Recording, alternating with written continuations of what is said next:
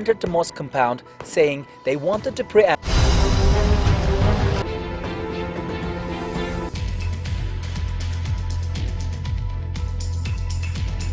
আসসালামু আলাইকুম, সবাইকে স্বাগত বিডি টাইমসের।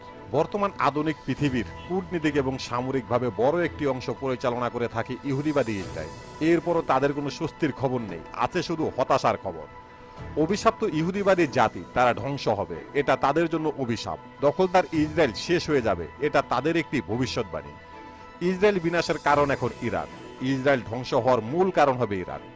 অভিশপ্ত এই ইহুদিদের একটি নিজেদের দেশ হবে, আবার সেই দেশ ভেঙে পড়বে, আবার সেখান থেকে এই জাতি ঘুরে দাঁড়াবে, গোটা পৃথিবীর বড় একটি অংশ তারা শাসন করবে, এরপর আবারও তাদের বিনাশ হবে।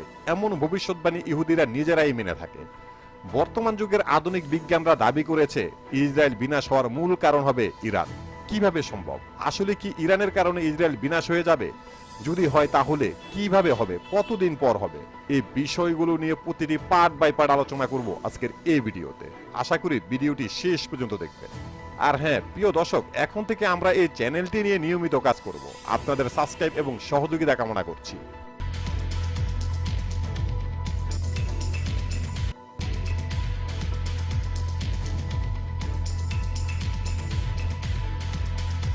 ইহুদি জাতির মানুষরা অভিশপ্ত, এটি কোরআনে বর্ণিত রয়েছে।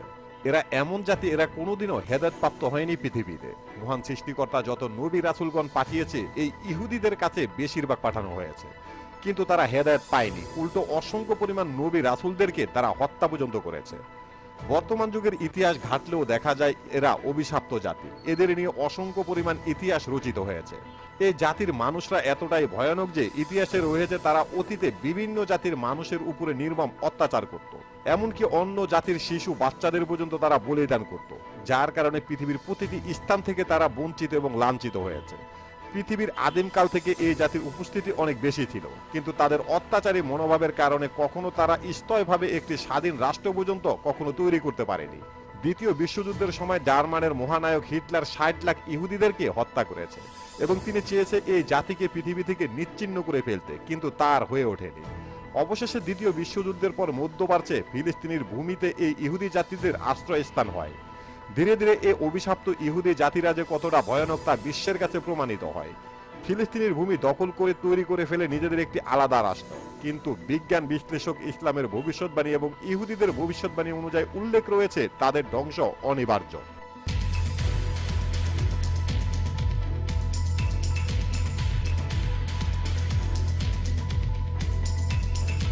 আন্তর্জাতিক বিশ্লেষকরা দাবি করেছে ইহুদিবাদী ইসরায়েলের ধ্বংসের কারণ হবে ইরান। ইরানের কারণে মূলত তারা ধ্বংস হয়ে যাবে। আর বর্তমানে এমন এক আশার বাণী শোনালো ইরানের একজন প্রভাবশালী জেনারেল। ইসরায়েলের ধ্বংসের প্রতিক্রিয়া শুরু হয়ে গেছে এবং ইহুদিবাদী দখলদার এই দেশটি ধারণার চেয়েও দ্রুত গতিতে ধ্বংসের পথে রয়েছে। এমন এক ভয়ঙ্কর ভবিষ্যৎবাণী শোনালেন ইরানের জেনারেল রমজান শরীফ। ইরানের বিপ্লবী গার্ড বাহিনী বা আইআরজিসির মুখপাত্র ব্রিগেডিয়ার জেনারেল রমজান শরীফ বলেছেন, ইরানের ইসলামী বিপ্লবের ফলে মধ্যপ্রাচ্য জুড়ে যে প্রতিরোধ সংগ্রামের সূচনা হয় তার কারণে ইসরায়েলের ধ্বংসের প্রতিক্রিয়া শুরু হয়ে গেছে। ইহুদিবাদী ইসরায়েলের ধ্বংস ধারণার চেয়ে দ্রুত গতিতে সম্পূর্ণ হতে পারে। জেনারেল শরীফ বলেন, ইহুদিরা দাবি করে ইসরায়েলের সেনাবাহিনী অনেক শক্তিশালী, অথচ এই সেনাবাহিনীর জবরদখলে থাকা ভূখণ্ডে বসে ইহুদিরা সবসময় নিরাপত্তাহীনতায় ভুগছে।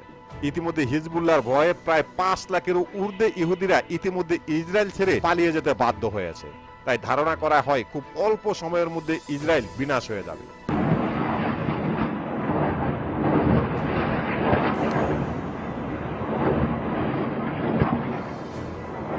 আন্তর্জাতিক বিশ্লেষকরা ইসরায়েলকে নিয়ে যে ভবিষ্যৎবাণী করেছে তা ইতিমধ্যে বাস্তবে রূপ নিয়েছে। বিশ্লেষকরা ভবিষ্যৎবাণী করেছিল এমন ভাবে যে তারা বলেছিল মধ্যপ্রাচ্যের বিভিন্ন স্থানে ইরানের শক্তিশালী পেক্সি বাহিনী তৈরি করবে, আর এই বাহিনীর মধ্যে দখলদার ইসরায়েলের সাথে নিয়মিত হামলা পাল্টা হামলা চলতে থাকবে। একটা সময় এই হামলায় ভয়ঙ্কর রূপ নেবে, শেষ পর্যন্ত একটি ভয়াবহ যুদ্ধের সৃষ্টি হবে। আর এমন এক ভয়াবহ যুদ্ধে ইরান একটা সময় ইসরায়েলের সাথে যুদ্ধে জড়িয়ে পড়বে, যে যুদ্ধটা এতটাই ভয়াবহ হবে যে শুধু ইসরায়েল একা নয়, মধ্যপ্রাচ্যের অসংখ্য দেশ এতে ভয়াবহ ক্ষতির মুখোমুখি হবে। এমনকি ইরানের বিভিন্ন রাজ্য এবং প্রদেশ প্রায় ধ্বংস হয়ে যাবে। এর মাধ্যমে ইসরায়েল তাদের অস্তিত্ব হারাবে। তবে যুক্তরাষ্ট্র এবং পশ্চিমা বিশ্ব ইসরায়েলকে সর্বাধিক সহযোগিতা করবে যাতে করে ইসরায়েল টিকে থাকতে পারে। কিন্তু তা সম্ভব হবে না, কারণ ইরানের সাথে যখন যুদ্ধ শুরু হয়ে যাবে ওই যুদ্ধে শেষ পর্যন্ত ইসরায়েলের মাটিতে বসবাস করার মতো ইহুদিরা থাকবে না। হয় যুদ্ধে মারা যাবে, না হলে ইসরায়েলের ভূখণ্ড ছেড়ে পালিয়ে যেতে বাধ্য হবে।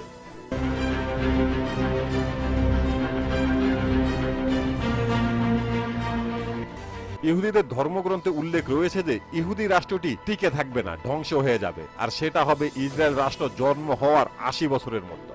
বাংলায় অষ্টম দশকের অভিশাপ, আরবিতে বলা হয় নানাতুল আকদেশ শামিন। আর এই ভবিষ্যৎবাণীটি উল্লেখ রয়েছে ইহুদিদের ধর্মীয় ন্যায়শাস্ত্র তালমুদের ভবিষ্যৎবাণী থেকে। তালমুদ কিন্তু ইহুদি সম্প্রদায়ের ধর্মগ্রন্থ তাওরাত নয়, এটি তাওরাতের আলোকে ইহুদি পণ্ডিতদের রচিত নীতি ও আইন শস্ত্রা, যেমন মুসলিমদের সহিহ হাদিসগুলোর মতো। তালমুদের ভবিষ্যৎবাণী হলো কোনো ইহুদি রাষ্ট্র ৮ দশকের বেশি টিকবে না, ভেঙে যাবে। ইতিহাস বলছে গত ২০০০ বছরে বিভিন্ন জায়গায় ছোট বড় সর্বভৌমত্ব ইহুদি রাষ্ট্র প্রতিষ্ঠিত হয়েছিল। এর মধ্যে কিং ডেভিডের রাজত্ব আর হাসমিনিয়ানের রাজত্ব ছাড়া আজ পর্যন্ত কোনো ইহুদি রাষ্ট্র ৮০ বছরের বেশি টিকেনি। কিন্তু কিং ডেভিডের রাজত্ব এবং হাসমিনিয়ামের রাজত্ব ৮০ বছরের বেশি টিকে থাকলেও এই দুটি রাজত্ব ভাঙন ধরেছিল ঠিক ৮০ বছরের মাথায়। এরপর সেই দুটি রাজত্ব ভেঙে টুকরো টুকরো হয়ে গেছিল। ইহুদিদের এই ধর্মগ্রন্থ এবং এই ভবিষ্যৎবাণী ইহুদি জাতিদের শতকরা ৯০% মানুষ বিশ্বাস করে থাকে। All the concept of a world to come, so even if in this world things are bad, but in the world to come there's going to be reward. Conversely, there's also a এখন আবারও আলোচনায় Israel রাষ্ট্রের অস্তিত্ব নিয়ে, আর এই বিষয় নিয়ে এখন আলোচনা করছে স্বয়ং ইসরায়েলের রাজনীতিবিদরা। ইসরায়েলি গণমাধ্যম যা জেরুজালেম পোস্টে ২০২৪ সালের ১ মে এক প্রতিবেদনে জানায়, ইসরায়েলি প্রেসিডেন্ট আইজাক হারজগ প্রতিষ্ঠিতার এক অনুষ্ঠানে ইসরায়েলের ৮০ বছরের পূর্ণ করতে পারবে কিনা তা নিয়ে সংশয় প্রকাশ করেছেন। ২০২৮ সালে দেশটির প্রতিষ্ঠিতার ৮০ বছর পূর্ণ হবে। এরই মধ্যে ইসরায়েলে ফিলিস্তিনি স্বাধীনতাকামী সংগঠন হামাসের নজিরবিহীন হামলা এবং প্রতিশোধ হিসাবে ইসরায়েলের আগ্রাসন ইসরায়েলকে ভাবিয়ে তুলেছে তাদের উদ্বেগের বিষয়। এই যে ইসরায়েল শেষ পর্যন্ত ৮০ বছর পূর্ণ করতে পারবে কিনা, দেশটির সাধারণ কোনো নাগরিক বা বিশেষজ্ঞ নয়, স্বয়ং প্রেসিডেন্ট এমন সংশয় প্রকাশ করেছেন। অপরদিকে লেবাননের হিজবুল্লাহর ভয়ানক হামলার কারণে প্রায় ৫ লাখের উপরে ইহুদিরা ইতিমধ্যে ইসরায়েল ত্যাগ করেছে, যার কারণে ইসরায়েলের জনগণের মনে এখন সর্বাধিক ভয় এবং আতঙ্ক কাজ করছে। মনে হয় আগামী ২ থেকে ৩ বছরের মধ্যে সম্পূর্ণভাবে ইসরায়েল ধ্বংস হয়ে যাবে। তবে তারা এটাও মনে প্রাণে বিশ্বাস করে যে এই সবকিছুই হচ্ছে ইরানের কারণে। Both offensive and defensive action. We will continue to protect the state of Israel and to get অভিশপ্ত ইহুদি জাতিরা যে পৃথিবী থেকে ধ্বংস হয়ে যাবে এমন ভবিষ্যৎবাণী ইসলামেও রয়েছে। পবিত্র কোরআনে মহান আল্লাহ তাআলা উল্লেখ করেছে অভিশপ্ত ইহুদি জাতিরা অতীতে ২ বার সীমা লঙ্ঘন করেছে, যার জন্য মহান আল্লাহ তাআলা তাদেরকে দুনিয়ার বুকে ভয়ঙ্কর শাস্তি দিয়েছেন। পবিত্র কোরআনে মহান আল্লাহ তাআলা উল্লেখ করেছেন এরপরও মহান আল্লাহ পাক তাদেরকে দুনিয়ার বুকে সঠিক পথে ফিরে আসার জন্য আরো একটি সুযোগ দিবেন। এমনকি এই পৃথিবীতে তাদেরকে আবারও ধন সম্পদ এবং প্রচুর পরিমাণ শক্তি দেবেন। এরপরও তারা সঠিক পথে ফিরে আসবে না, তারা সীমা লঙ্ঘনকারী, যার জন্য মহান আল্লাহ পাক তাদেরকে এই পৃথিবীর বুকে ভয়ঙ্কর সাজার মুখোমুখি করবেন। নবী হযরত মুহাম্মদ সাল্লাল্লাহু আলাইহি ওয়াসাল্লাম ভবিষ্যৎবাণী করেছে এই ইহুদিবাদী ইসরায়েলকে নিয়ে। নবী মুহাম্মদ সাল্লাল্লাহু আলাইহি ওয়াসাল্লাম বলেছেন এই পৃথিবীর বুকে মুসলিমদের সবচেয়ে ভয়ানক শত্রু হবে ইহুদিরা, তারা কখনো শুধরাবে না এবং তাদের ধ্বংস এই পৃথিবীর বুকেই হবে। নবী মুহাম্মদ সাল্লাল্লাহু আলাইহি ওয়াসাল্লাম আরো বলেছেন ইহুদিরা কখনো মুসলিমদের বন্ধু হবে না, তারা মুখে মুখে বন্ধু বললেও তারা সবসময় মুসলিমদের ক্ষতি করার চেষ্টা করবে।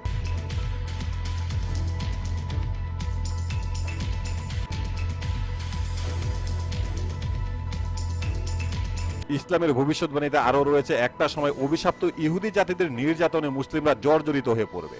তখন গোটা পৃথিবী জুড়ে একটি ভয়ানক যুদ্ধ সৃষ্টি হবে, যে যুদ্ধে এই অভিশপ্ত ইহুদি জাতিরা ধ্বংস হয়ে যাবে। ইসলামের ভবিষ্যৎবাণীতে আরো রয়েছে শাম শহর থেকে এই যুদ্ধের সূত্রপাত শুরু হবে এবং খোরাসানের একদল শক্তিশালী কালো পতাকাবাহী যোদ্ধারা বাইতুল মুকাদ্দাস কিংবা আল আকসা মসজিদ বিজয় লাভ করবে, ইসলামের পতাকা উত্তোলন করবে।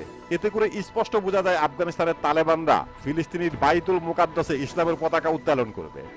কিন্তু মুসলিমদের ভিতরে অসংখ্য পরিমাণ মুসলিম নামধারী মুনাফিকরা এই যুদ্ধে মুসলিমদের বিরুদ্ধে অবস্থান করবে।